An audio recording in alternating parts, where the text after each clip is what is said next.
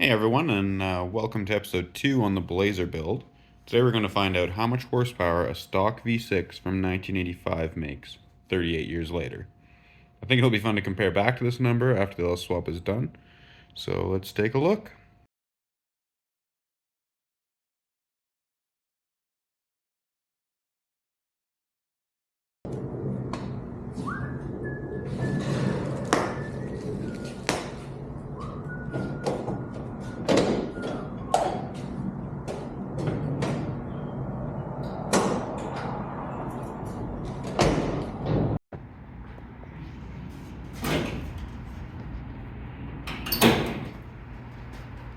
She's a little hot. Wait, it's normal hot.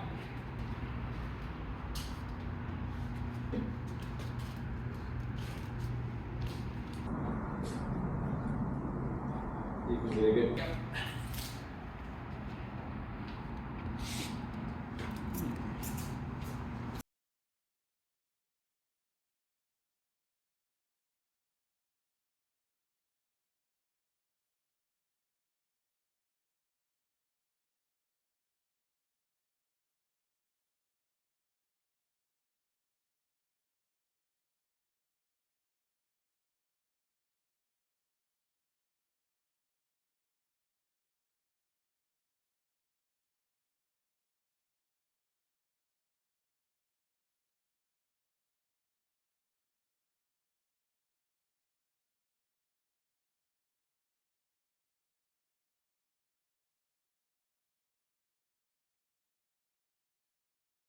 So, looks like we're going to use a short.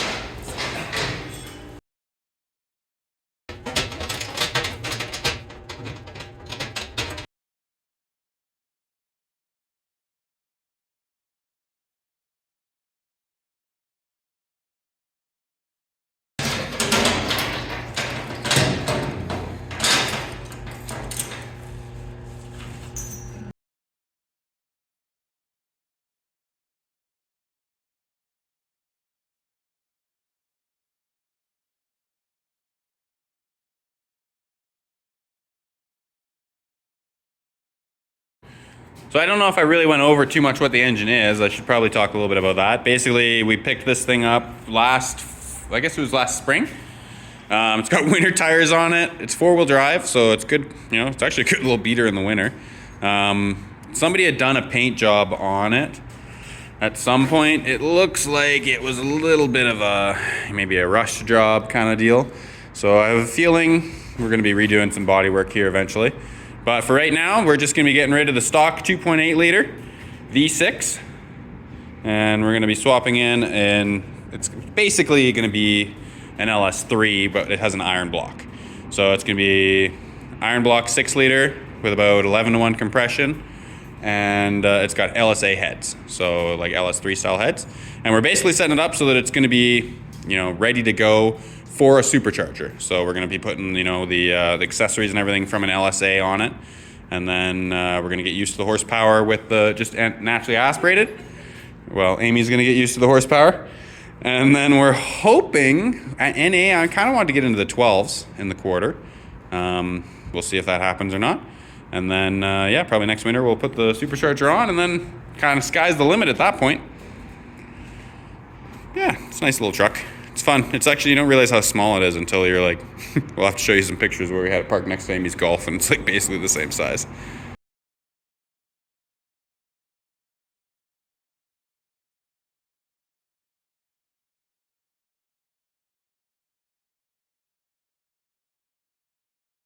Okay, now we gotta roll it in. And we'll just get in.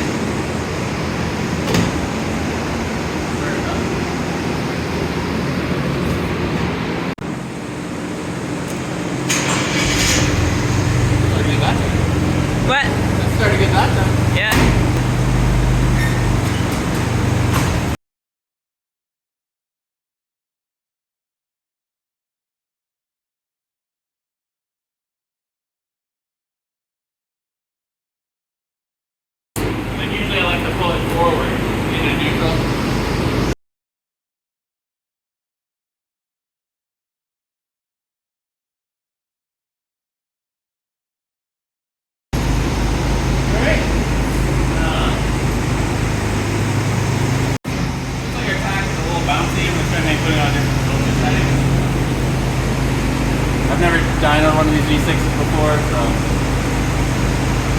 let's try that. It's probably getting a little bit of like cross spark from the other plug wires, I'm guessing. It didn't look like the best insulated. So. All right, you ready? Ready. Give it a go.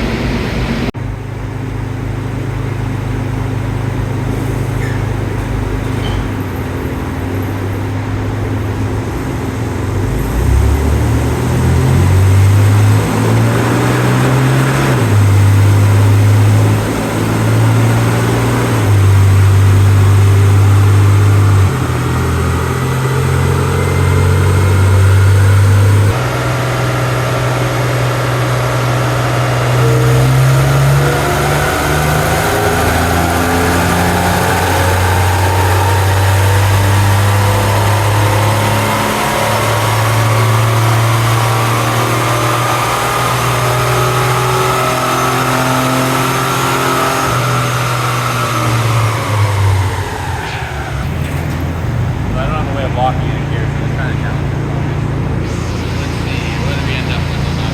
Oh, we gotta get rid of the old. Oh, 93.9. Okay, hold on. Let me get rid of the other. It did make 6, not 26, I can tell you that. That would have been the last car I was dynoing on Friday. Alright, so what did you guess? 102? 102. And I said 92? Yeah. Ooh, so those are the numbers. It's a little bit, like it kept downshifting on me, so I wasn't able to really get full throttle until about here. So that's a little off, but I don't think it would have made any more, to be honest. It made 93.9 horsepower at 4,700 RPM and 114.8 foot-pounds at 3,500. So it did make more torque than horsepower. It did make triple-digit torque. We'll have to give it one more go. Okay.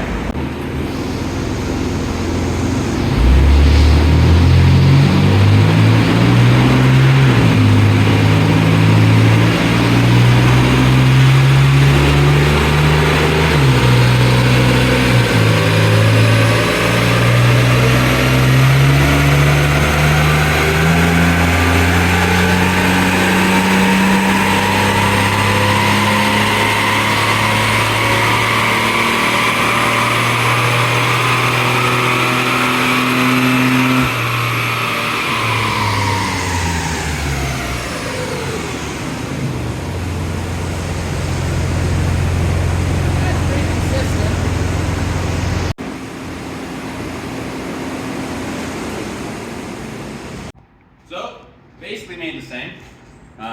Looks like it picked up a little bit of torque, but it's kind of false torque because the torque converter unlocked there. So it kind of had a little bit of a jump. But yeah, horsepower and everything pretty good. It was falling off pretty hard up top. I don't know if that's just maybe the way I had the pedal on the dyno, or it could be, you know, the poor engine has lived a pretty good life. I'm not sure. But anyway, so yeah, 93.9. And probably about 114. I think that 115 is a little more accurate. So, yeah, not bad. We're gonna put a push button in it so it's easier to turn.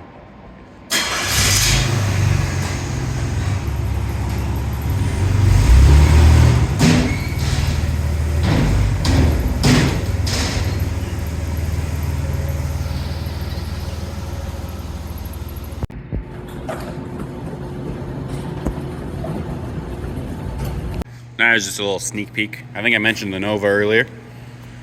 So this is my little race car. It's got a 5.3, an 85 mil True North turbo in it. And right now it has no, the axle and the drive shaft and everything is all apart.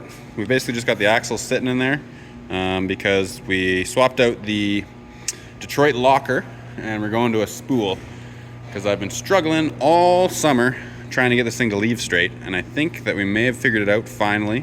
I think it might have been an issue with the locker not locking properly. So we're gonna give that a go, and then we'll have to see next year if it fixes it.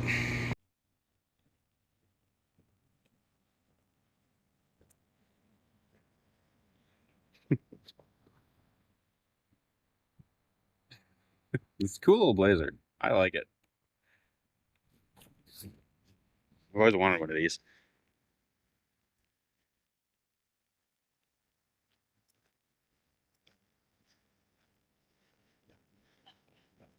Not too much. So there you go, it's a wrap. Coming back from the dyno. It survived. I'm a little bit surprised. I mean, I knew it was going to run, but whether or not it was going to make it on the dyno and off the dyno and be able to drive home, I wasn't sure. You might be able to hear we got a squeaky back window. That's pretty common on these trucks, so I'm going to have to figure out how to fix that. Seatbelts don't really retract properly, so that's going to be on the list. And there's something else on the list too, wasn't there? New engine. Well, the new engine, yeah, I guess. I know that. I think that's about it. Oh, eventually we're going to do suspension and stuff on it too. Like, it's still got the stock differential, front and rear, stock transfer case, all that. We're going to try and, like, it's going to be four-wheel drive. Probably not going to use four-wheel drive yet. It's kind of just going to be there, you know, if we want to drive it in the winter, basically. And then once we kind of do the supercharger and all that, we'll probably end up doing like maybe like a four-wheel drive transfer case from like a Chevy SS or something like that. And then we'll be able to race it in four-wheel drive. Well, all-wheel drive. If we do that, it'll be full-time four-wheel drive.